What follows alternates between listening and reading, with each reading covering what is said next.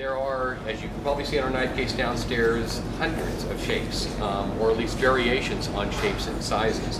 The most common shapes are the ones that I have in front of me, and I just want to quickly go through them. Cook's knife, probably the most used knife in the kitchen.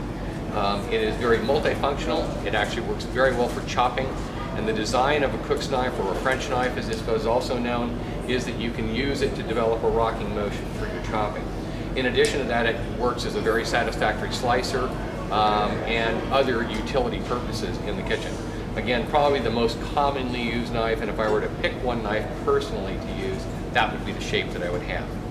Second knife that basically is a bit more of a specialty is a bread knife. And this is, of course, a serrated knife. It requires very little maintenance, and the nice part is that basically it helps you saw through certain products. Obviously, bread, fresh bread especially, needs to use a knife. You need to use a knife like this. If you try and use a fine-edge knife like this, you'll end up crushing the bread before you'll actually slice it. So that's the purpose of this knife. Third shape that I talk about a little bit is a slicer. Slicer basically usually is a little bit longer than this, but it's designed basically for slicing meats, hams, roasts, chicken, turkeys, and things like that. The blade is a little bit thinner than a chef's knife, and therefore it basically is a little easier to maneuver through a roast. This basically is just a standard utility slicer, or I should say a standard serrated slicer. And the purpose in this knife is that it is very convenient for soft fruits and tomatoes. Again, if you're using a fine-edge knife to try and cut, especially a fresh tomato, you're going to end up crushing that before you'll actually slice it.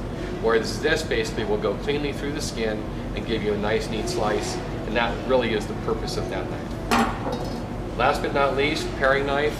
And I use these for mincing and small jobs, opening boxes in the kitchen, and a variety of other tasks, but it definitely has a place in a knife set. Those 5 basic shapes, if you have those 5 covered, you've really got a very, very complete set of knives to work with. There are specialty shapes that are offered, lots of different things that the knife companies come up with because they want to sell more knives naturally. This is actually called a Santoku knife, and during the last 4 or 5 years, this has probably been the #1 selling knife in America. What purpose does it have? It is a chef's knife, and in Japan, but it's designed more for that style of chopping as opposed to the more traditional that we know, or that I know, which is basically getting a rocking motion going. This is designed more as a chop. I like to say that people buy it because it's kind of now and kind of wow. I have both. I have both chef's knife and I have this. I'm equally comfortable with both, but I've been using a chef's knife like this for so long that I'm more comfortable with it.